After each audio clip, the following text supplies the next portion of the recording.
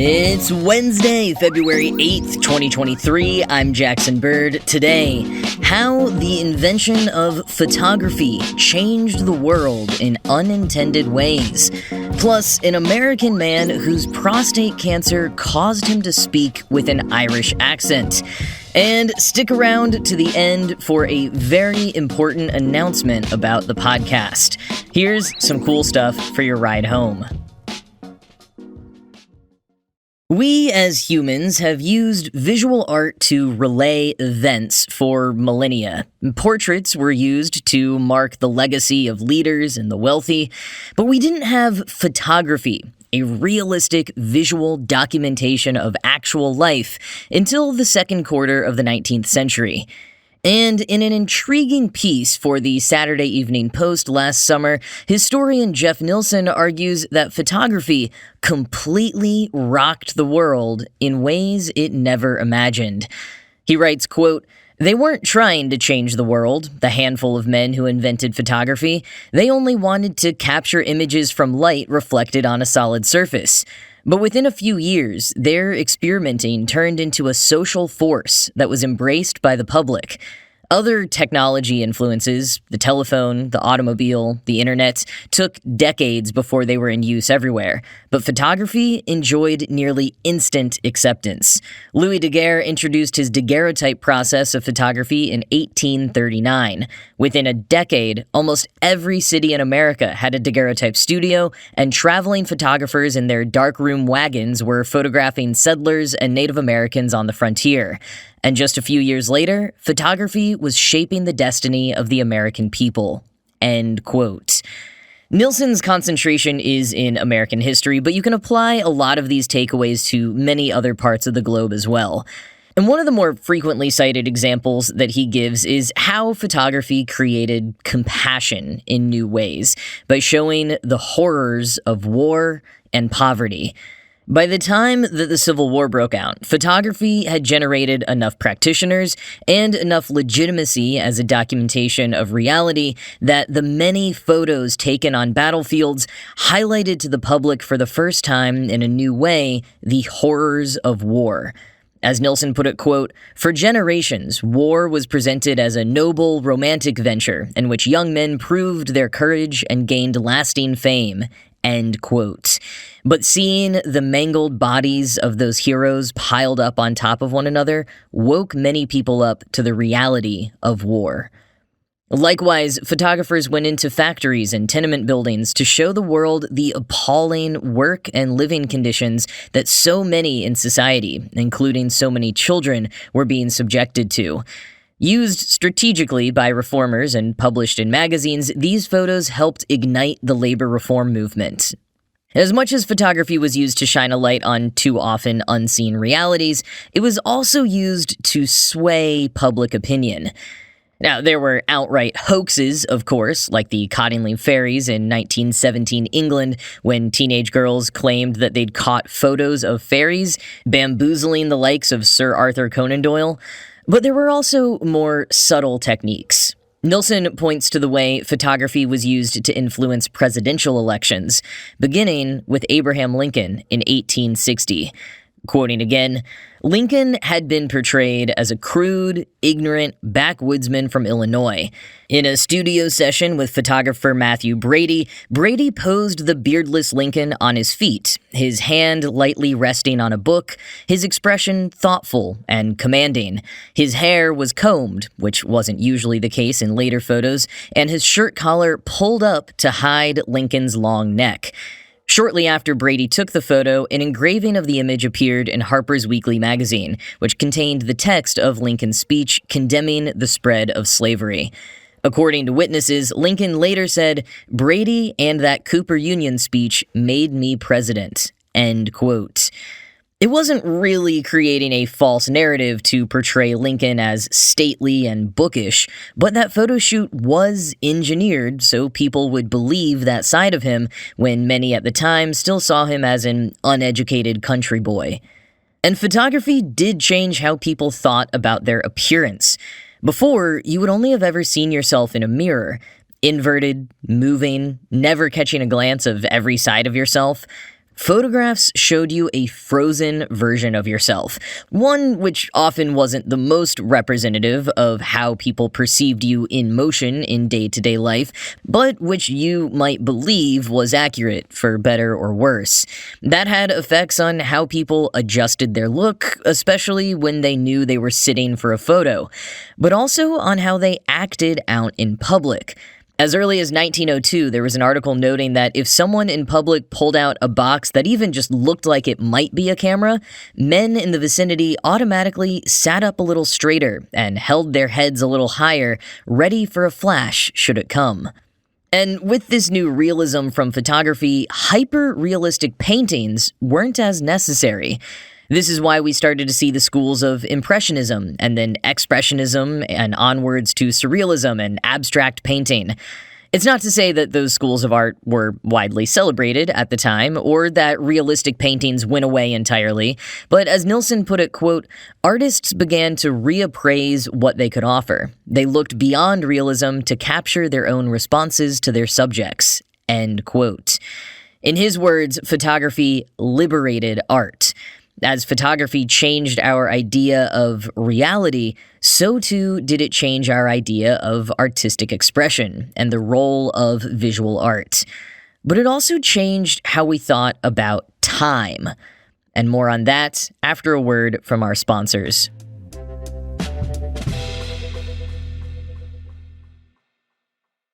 Think about the photos that you've taken, or that others have taken of you and your loved ones. When you look back on those photos, you reminisce on moments from your life that you may have otherwise forgotten about. Maybe you've even had that challenge of trying to figure out if some of your earliest memories from childhood are true memories at all, or simply stories that your brain has built around family photos that you were shown. Looking back on photos can show us in stark light how much we have physically changed and aged over the years. But none of those ways of interacting with the past existed before photography. How might our ancestors have thought about the passage of time in different ways? They had oral and written records to keep memories alive, of course, but think about those smaller details that are revealed in photographs. You might remember celebrating your 8th birthday, but until you looked back at a photo of the day, did you remember a classmate who showed up for your party but moved away the next year? Or your then favorite baseball hat that you were wearing? Your mom's big red coat hanging on the rack behind you in the photo? A drawing your little sister did pinned on the fridge? Those tiny details leave our memories over time, but photos, and now video as well, bring them back to us. And what about that passage of time? Before photos could provide you with incontrovertible truth about how your physical appearance changed as you aged, you had to rely on the offhand remarks from others. One of the most reassuring aspects of making a physical change to your body that takes time to achieve, like growing out your hair or gaining muscle, hitting a growth spurt, growing a mustache, is getting to look back on photos from the start of your journey to see just how far you've come. That's a relationship to the past self that people before the 19th century, and really before the later 20th, never had. And Nilsson, being a historian, points to how amazing the advent of photography was from an archivist's point of view, because those tiny details, the paraphernalia in the background of a photo, provides information that was rarely recorded any other way. Quoting again, "When we see old photographs from a distant year, we see what our predecessors saw. We get a richer sense of their daily lives, the objects of their households, the horsehair chair, the beloved dog up on the couch, the large woman's hat hanging in the hallway, all things they valued. Every generation has its own history, but photographs make modern generations' histories richer." End quote.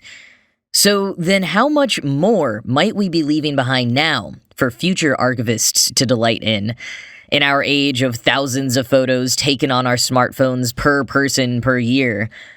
I've seen jokes about how a couple of generations from now, families could pull out old photographs from, say, the early 1900s and say, yes, that's Uncle Alfred returning home from fighting on the front lines, and then turn to a photo from 2023 and say, and that's a salad that Grandpa Jerry ate for lunch one day, along with, 42 selfies from a day when he was feeling himself.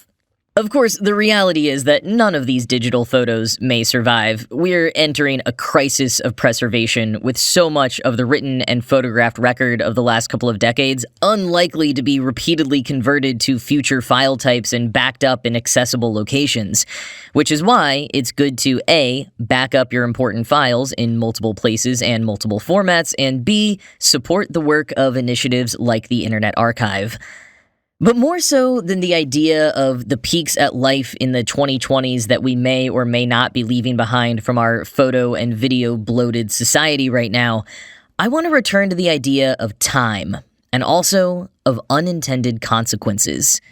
When men like Joseph Nicephore Niepce, Louis Daguerre, Henry Fox Talbot, and John Herschel invented photography, they, again, as Nilsson put it, quote, only wanted to capture images from light reflected on a solid surface, end quote. An update to the camera obscura. They didn't realize that they were going to change the world, change the very way we perceive ourselves and each other, change our relationship to the passage of time. Photography is in a rare category of inventions that, from the first flash, completely altered society. Another one that I can't help but think of is social media.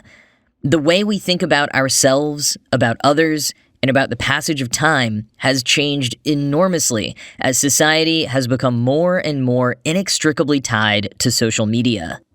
It varies depending on how much you use it or how much of your life is followed by others on it, but it's led to phenomenons like the growing trend that any hobby has to become content or a side hustle, the fear that anything you do could end up recorded by someone and go viral online, the pernicious pressure to make your every waking moment and every facet of your appearance match the meticulously edited highlight reels of those you follow.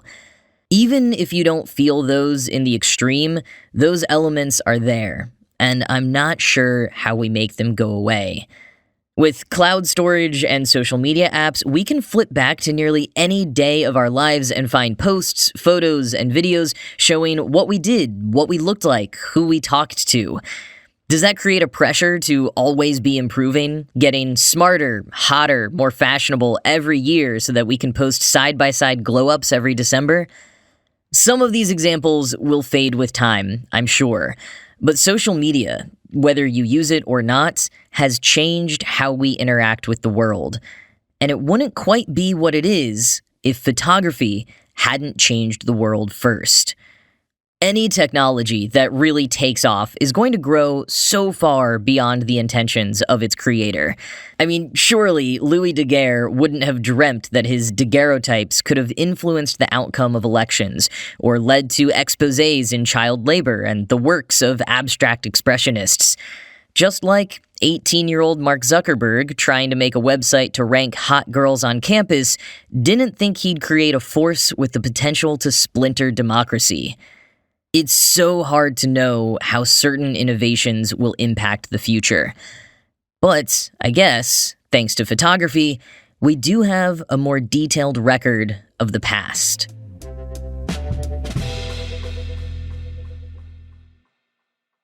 An American man in his 50s had a rare form of prostate cancer that caused him to develop an Irish accent.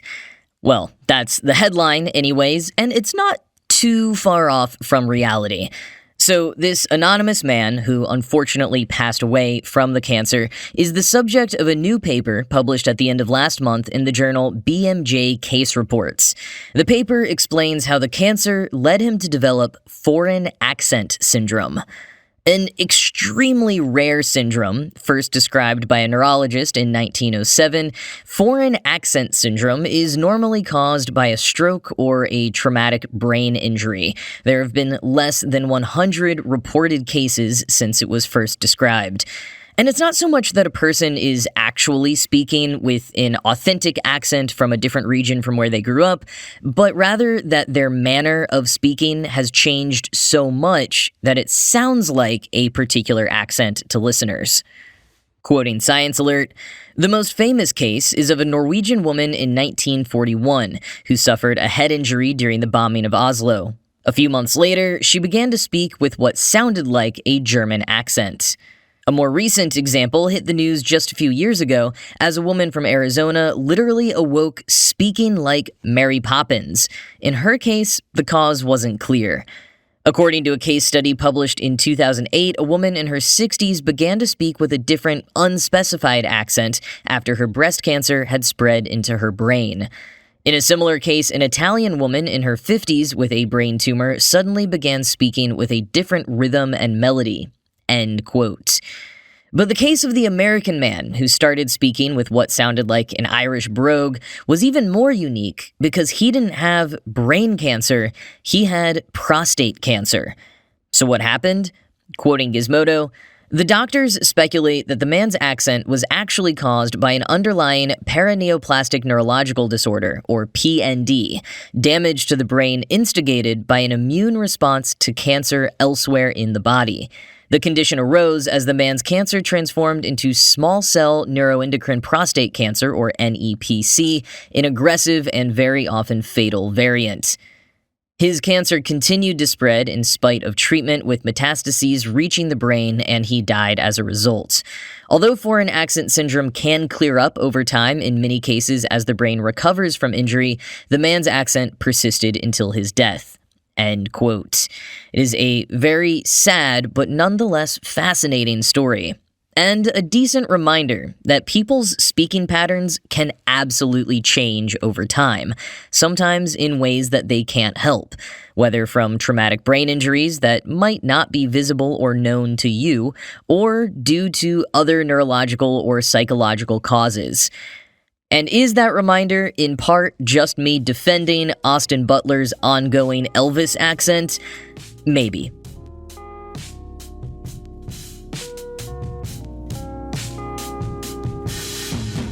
Alright, so that announcement I teased at the beginning. Like Tom Brady, I'll cut right to the chase. The Cool Stuff Ride Home will be ending on Friday. This Friday, February the 10th. I'll go into more details that day, but yes, the end is nigh. We will be shuttering the Cool Stuff Ride Home at the end of the week. It's on to other frontiers for us. I'm taking time to focus more on my other writing and performance projects. I'll put a link in the show notes to a newsletter that I just started, which will give you a centralized way to keep up with what I've got going on, and we'll also host other writings and musings from me. And Ride Home Media will continue on with the Tech Meme Ride Home, as well as the Ride Home Fund, so you can check those out if you're not already involved with them. And of course, we've got almost 700 episodes in the back catalog that you can listen to from this show as well. Again, I will say more about everything on Friday, and I will save my sappiness for then. But for now, just know that this show has meant a lot to me. I have loved every second of it, and I don't take this ending lightly. So, I am excited to share the last 2 episodes with you, and hopefully you'll join me for whatever else the future has in store. But that is it from me for today. This show was produced by Ride Home Media. I'm Jackson Bird, and I will talk to you again tomorrow.